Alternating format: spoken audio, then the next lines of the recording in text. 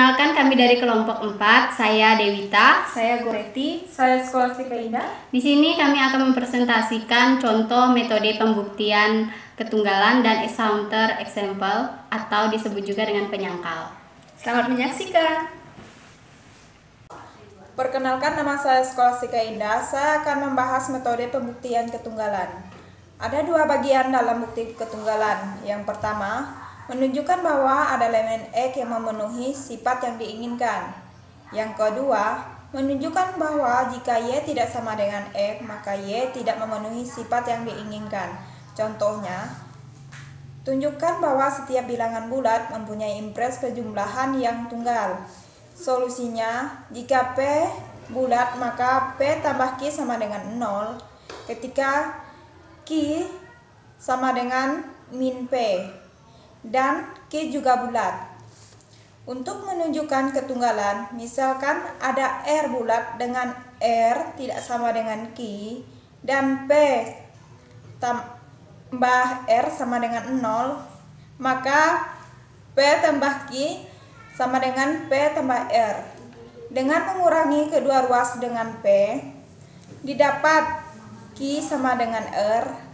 Kontradiksi dengan R tidak sama dengan Q jika ada bilangan bulat Q yang tunggal sehingga P plus P tambah Q sama dengan 0. Di sini saya akan menambahkan contoh dari pembuktian ketunggalan. Nah, di sini saya akan menjelaskan tentang teorema ketunggalan elemen identitas dan elemen inverse di dalam grup. Teorema yang pertama, misalkan G dengan operasi biner bintang adalah sebuah grup, elemen identitas di dalam G adalah tunggal. Nah, kita membuktikan teorema itu dengan teknik pembuktian kontradiksi. Contoh, diketahui G dengan operasi biner bintang adalah sebuah grup, akan dibuktikan bahwa elemen identitas di dalam G adalah tunggal. Nah, untuk menyelesaikannya, kita mengandaikannya terlebih dahulu. Andaikan elemen identitas di dalam G tidak tunggal. Kenapa tidak tunggal? Karena di dalam soalnya pertama kan G itu adalah tunggal, jadi kita menggunakan teknik pembuktian kontradiksi, jadi dia adalah tidak tunggal. Nah, langkah selanjutnya kita memisahkan elemen di dalam G adalah E1 dan E2 dengan kondisi E1-nya itu tidak sama dengan E2. Pertama, kita pandang E1 sebagai elemen identitas. Perhatikan bahwa ketika E1 dioperasikan dengan E2, maka hasilnya adalah E2. Begitu juga dengan E2 ketika dioperasikan dengan E1 sama dengan E2. Kenapa bisa seperti itu? Karena E1 kita pandang sebagai elemen identitas, maka ketika kita operasikan dengan E2 akan menghasilkan E2. Nah, persamaan tersebut kita sebut sebagai persamaan pertama. Lalu kedua, kita pandang E2-nya sebagai elemen identitas. Perhatikan bahwa ketika E1 kita operasikan dengan E2, maka hasilnya adalah E1. Dan ketika E2 dioperasikan dengan E1, maka hasilnya juga akan E1. Kenapa bisa seperti itu? Karena E2-nya kita pandang sebagai elemen identitas, maka ketika kita operasikan dengan E1, maka hasilnya adalah E1. Langkah selanjutnya, kita perhatikan dari persamaan 1 dan persamaan kedua, kita peroleh E1-nya sama dengan E2.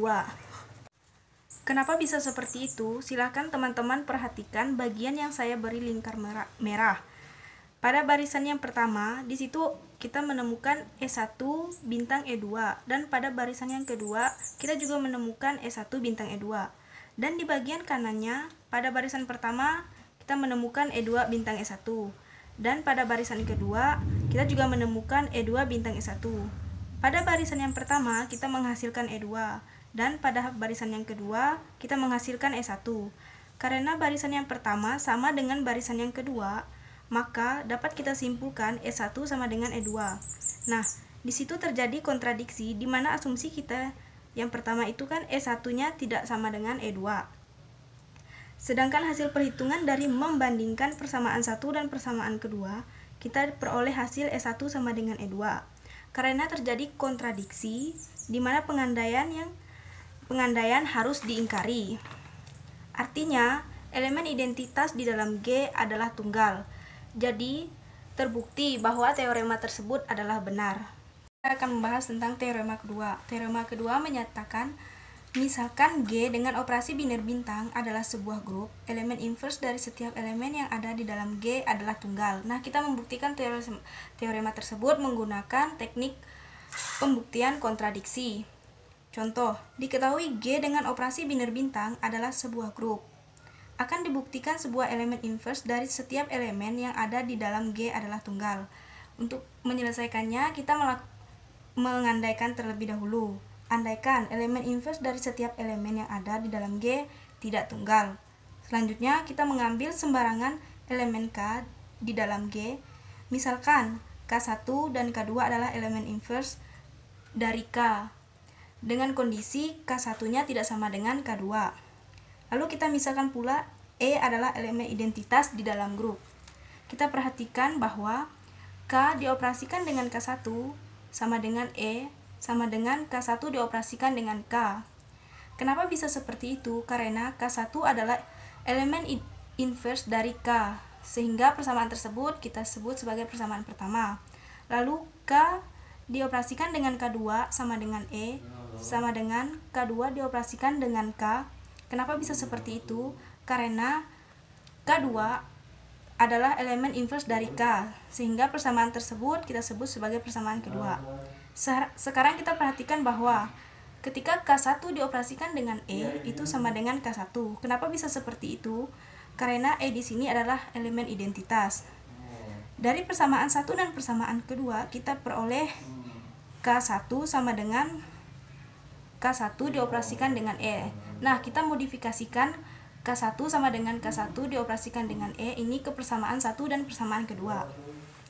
Kita peroleh K1 sama dengan K1 dioperasikan dengan E sama dengan K1 dioperasikan lagi dalam kurung K dioperasikan dengan K2. E di sini itu sama dengan K dioperasikan dengan K2 yang kita peroleh dari persamaan kedua. Sehingga pada barisan yang kedua, E saya ganti dengan K dioperasikan dengan K2. Teman-teman tahu bahwa K1, K, dan K2 itu adalah elemen-elemen dalam G. Dengan G adalah sebuah grup, sehingga berlaku sifat asosiatif.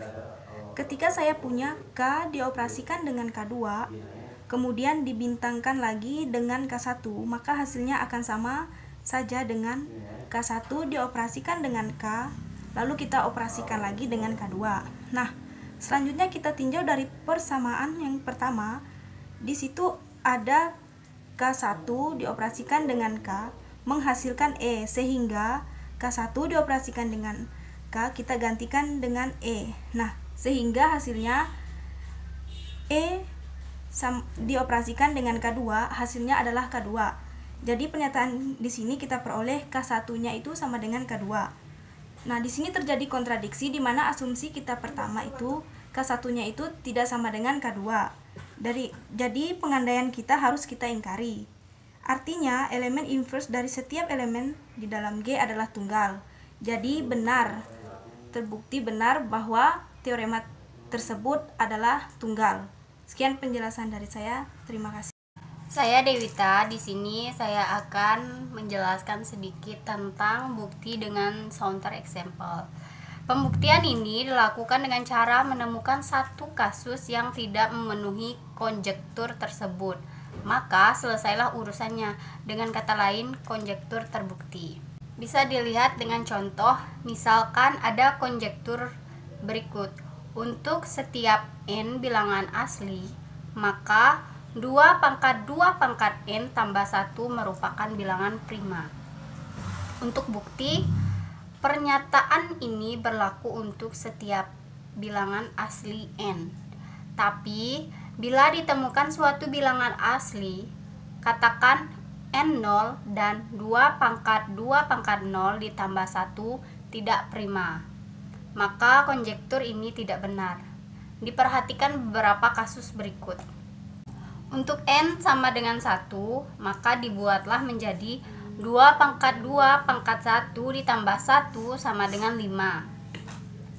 Untuk n sama dengan 2, maka 2 pangkat 2 pangkat 2 ditambah 1 sama dengan 17. Untuk n sama dengan 3, maka menjadi 2 pangkat 2 pangkat 3 tambah 1 sama dengan 257.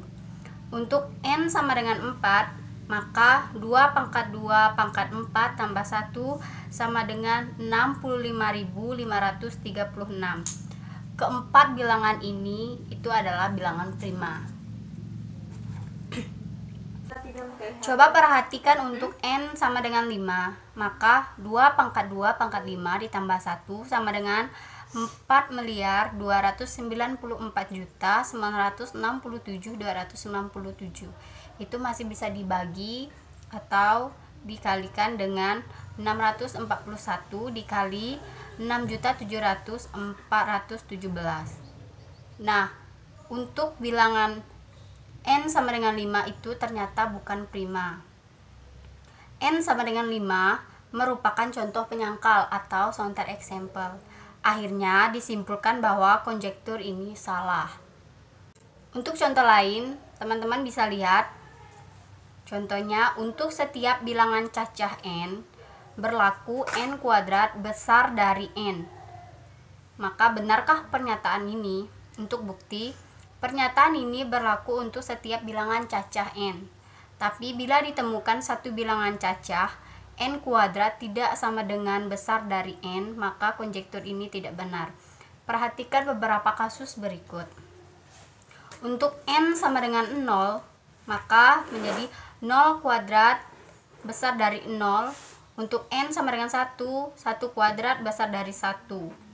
Untuk N sama dengan 2, maka 2 pangkat 2 besar dari 2. Untuk N sama dengan 3, maka 3 pangkat 2 besar dari 2. Untuk bilangan cacah N sama dengan 2 dan 3, pernyataan benar. Sedangkan bilangan cacah N sama dengan 0 dan 1, pernyataan salah. Akhirnya disimpulkan bahwa konjektur ini salah. Sekian presentasi dari saya. Jika ada yang kurang, saya mohon maaf. Terima kasih. Sekian presentasi dari kami. Jika ada penjelasan kami yang kurang, kami mohon maaf. Terima kasih.